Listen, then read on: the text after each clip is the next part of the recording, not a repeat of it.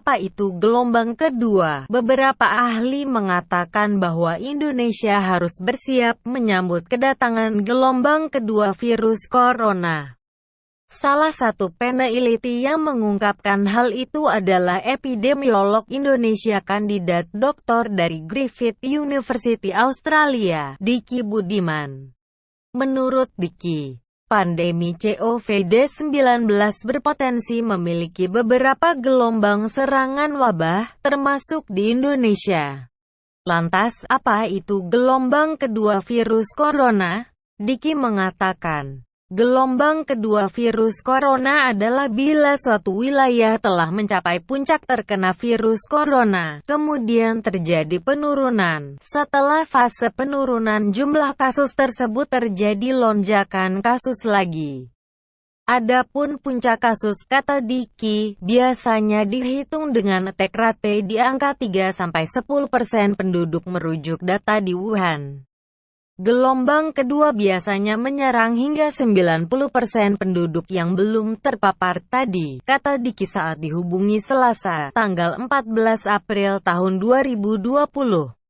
Diki mengungkapkan, gelombang kedua mempunyai masa jeda yang relatif jauh dengan puncak gelombang pertama, bisa memakan waktu sebulan atau lebih.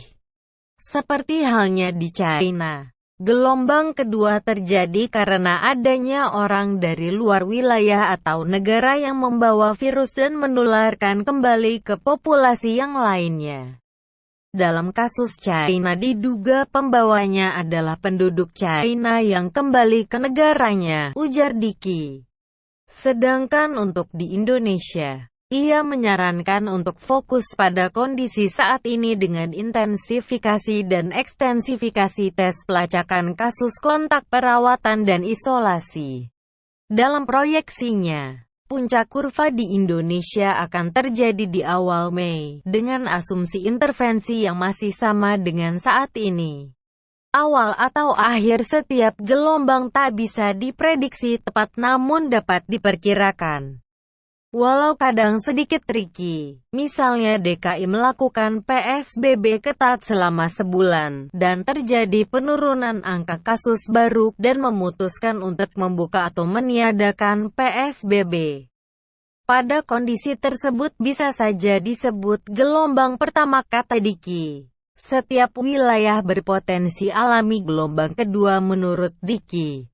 Selama solusi belum ada yaitu obat dan vaksin atau herd immunity terjadi, maka setiap wilayah akan berpotensi mengalami gelombang kedua atau ketiga.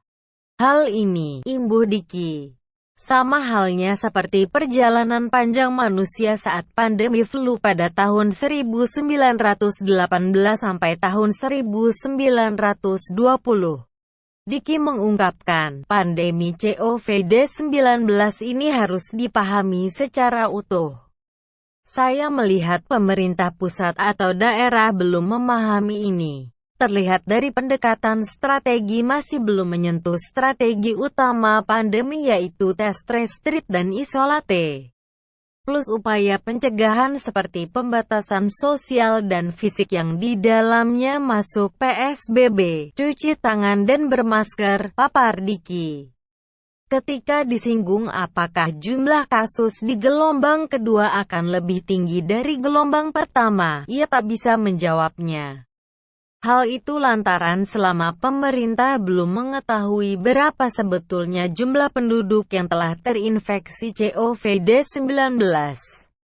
Adapun solusinya dapat dengan cara meningkatkan tes secara massal dan agresif sehingga bisa diperkirakan jumlah yang positif. Namun akan lebih tepat dan ideal bila melakukan juga survei serologi agar analisa yang didapat relatif lebih bisa dipercaya untuk menggambarkan berapa jumlah penduduk yang masih rawan, kata Diki. Menurutnya, semakin besar jumlah penduduk yang belum terinfeksi maka logikanya potensi penduduk yang akan terinfeksi dalam gelombang berikutnya akan semakin besar.